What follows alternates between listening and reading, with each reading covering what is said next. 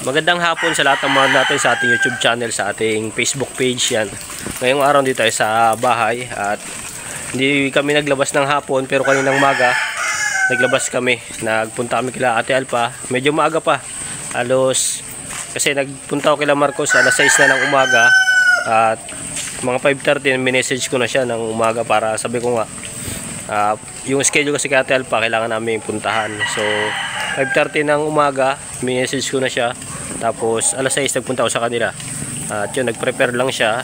Mga alas 7 siguro nag-alis na kami dito para punta sa Ate Alpa kasi yung schedule ni Ate Alpa kailangan namin habulin. Saka bukod doon may dinala din kami sa kanya na yung para sa birthday niya na hindi namin naibigay.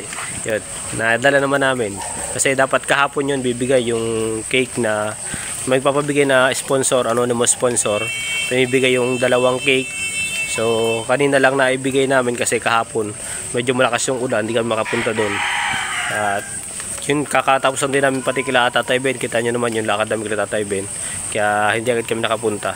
Medyo nagkagulo yung schedule namin. Hirap pagkaganto kasi talagang pagkaganto yung panahon, sobrang hirap kasi nakabase kami sa panahon ngayon.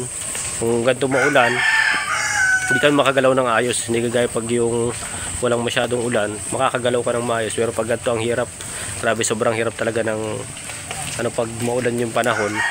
Hindi ka halos makalabas ng maayos, kailangan pang sumilong, kailangan pang umano. At yun, palit pa kami ng damit kahapon, gawa ng basa-basa din kami. Yun, ang hirap ng ganitong panahon. Kaya yun, kahit paano naman, okay naman, naging okay naman. So ang magiging ngayon is mag-aantay lang tayo ng result nung kay Ate Alpa kasi nandun naman si Ate Alpa, nagbiyahe na siya kanina. Pag dala namin ng handa nung cake, iniwan na muna doon sa rep nila. May rep naman sila doon galing kila Sir Paul. At yun, pagkabigay naman namin noon, pag-usap lang kami ng kaunti, tapos sinabi lang namin yung mga in details na kailangan niyang gawin doon. Kasi nag-message din sa akin yung kontak ko kung ano yung mga dapat dalhin, kung sino yung taong dapat hanapin para sa ganon mas mapadali yung check up niya doon. At sinabihan na namin siya kung ano yung mga dapat gawin, kung ano yung mga sasakyan papunta doon. At hindi na nga namin makatid kasi sobrang kasi sama ng panahon. Si Marcos hindi pa rin pwede magbiyahe ng malayo. Kaya yun, ang ginawa namin, nagbiyahe na lang sila. At sabi naman niya, nagkagulo pa kami sa paghahatid kasi kung hatid namin siya ng service namin dito, sasakay din sa amin sa Kapalonga. Ang iniisip namin, pag naihatid namin siya dito ng umaga, paano kung pagbalik naman nila matagalan sila? Dito ang last trip ng biyahe alas 4 lang, wala ka nang masasakyan, so kailangan pang pauwi sa kanila.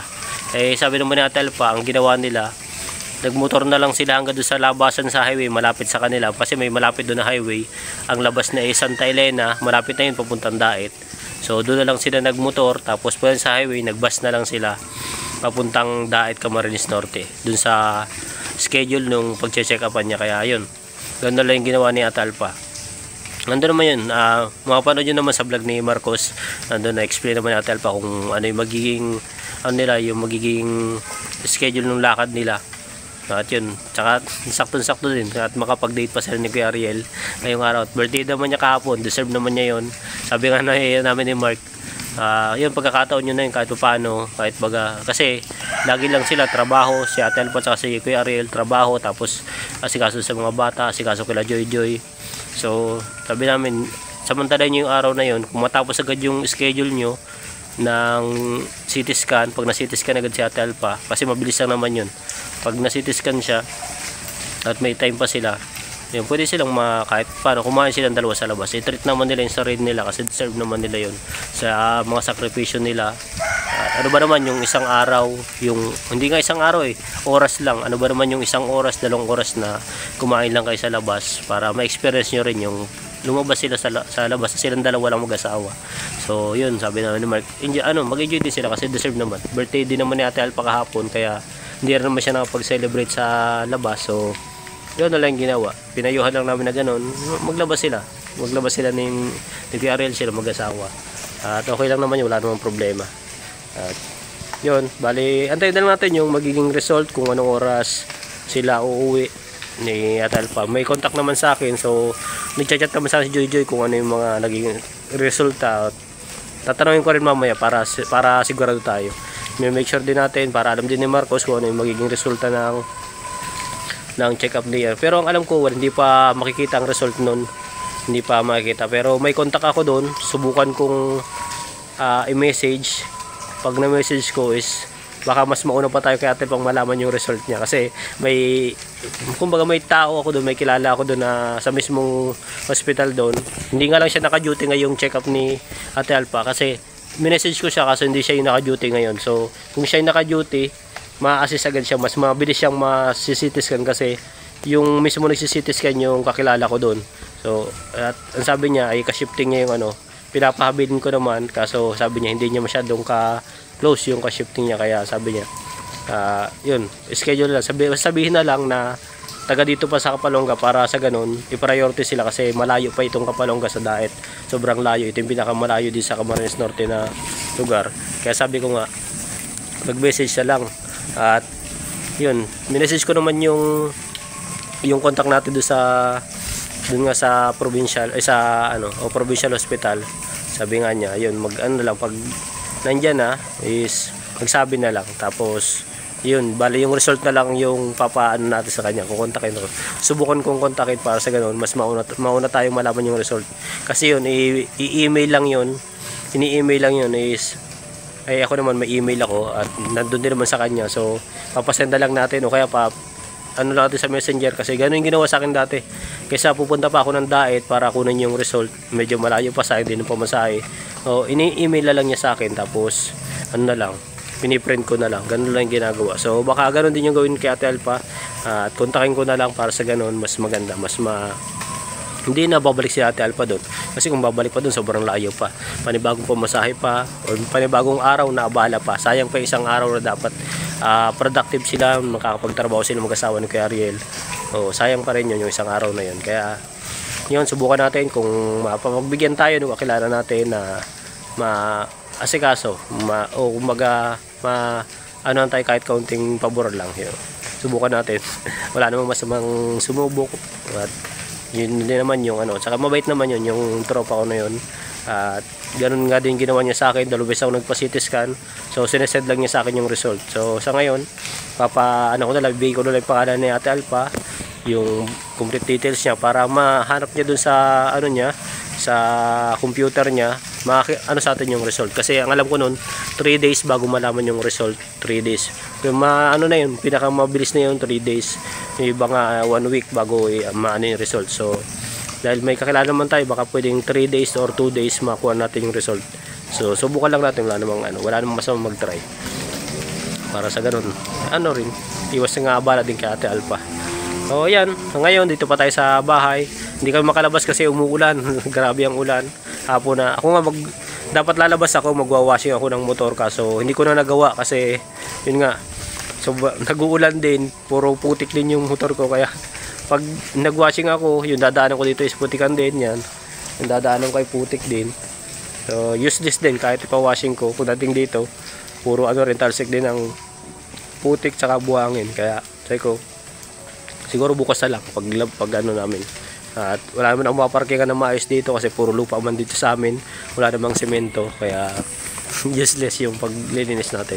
Pero bukas subukan ko naman linisan para yun din naman kasi yung yung parang balik ko na lang doon sa motor natin, yung i-treat natin yung motor natin na laging malinis kasi yun yung nagdadala sa atin lagi kung saan man tayo pumunta, sa mission kung saan tayo pumunta, at nadadala naman niya tayo ng ligtas, na iuwi niya tayo ng ligtas. Kaya ba naman yung ma-treat man lang natin motor natin kahit sa ganung way na lagi lang siyang malinis, lagi siyang maayos.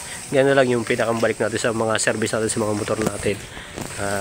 Yun, siguro bukas, hindi ko alam kung ano schedule namin, siguro ang sabi niya sa akin baka Panganiban kami bukas. Bibisita namin sila Lalay, saka sila yung bagong scout na sila Carlito, yung batang yung magkapatid na nagtatrabaho yung atin niya dito sa Kapalonga. So baka yun, schedule namin bukas, bisitahin namin. Kasi medyo kaya lang medyo masamang panahon, baka gamitin namin service yung kay Commander na muna. At alam niyo naman yung nangyari sa 4 wheels na nila Marcos, na nabalaho kami doon, medyo natagalan kami doon, kaya ang gagamitin namin yung service ni Alma at pang doon talaga yon. So laban-laban yun doon, iba-iba pag yun ang dala namin. Wala kaming problema sa mga ganyan na kahit maputik, madulas sa daan, walang problema. Yun na lang dadalhin namin para sigurado na wala tayong aberya mangyayari. So yun, ganun na lang yung mangyayari. Schedule na lang bukas.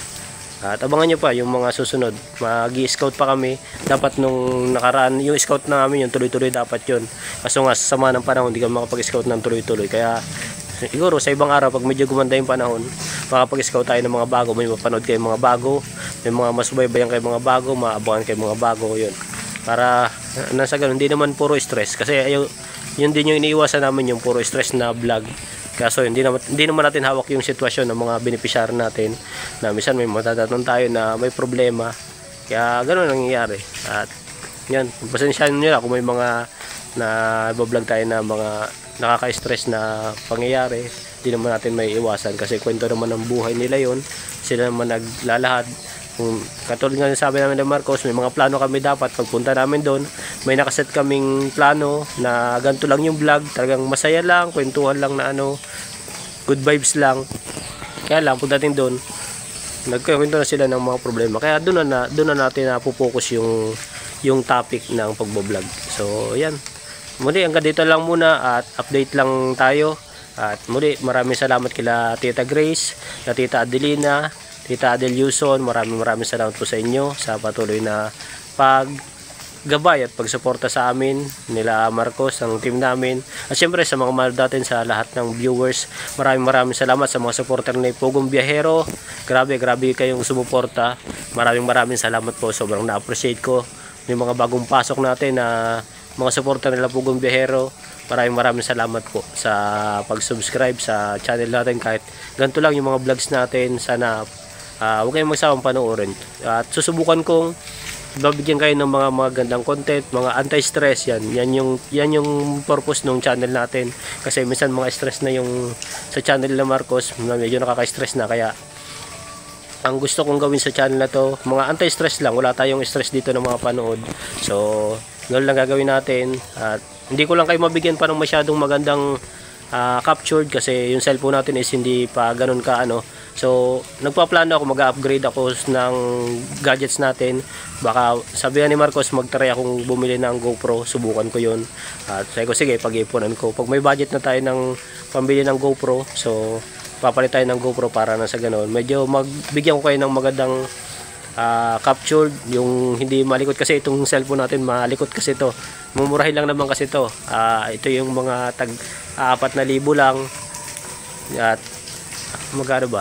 Nasa 5,000 nga lang itong binili natin. So parang low quality lang siya, kaya hindi talaga siya yung pang vlog. So ang ginagawa ko na lang, yung kamay ko na naging stabilizer para hindi siya magalaw.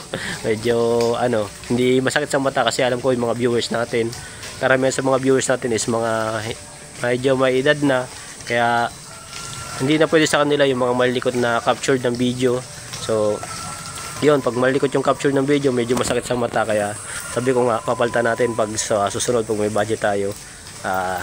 Try natin mag-provide ng magandang camera para sa ganun hindi na masakit sa mata yung video natin. Kagaya minsan mga captured ako sa kalsada, makalog siya, maalog yung video natin, masyadong nanginginig ganun.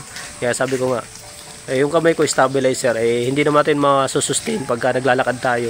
Kung ganito lang, nakatayo lang tayo, kaya nating sustain na walang galaw yung pero pag yung naglalakad na tayo, doon na yung medyo masakit sa mata. Kaya yun, kasunod, ayan yung po-provide ako. Subukan ko pag-ipunan natin yan para sa ganun medyo maayos yung mapanood sa atin sa channel natin. Mabigyan ko kayo ng magandang content. Yan, muli hanggang dito lang. Maraming salamat sa inyong lahat at mag-iingat kayo palagi. God bless. Update lang tayo.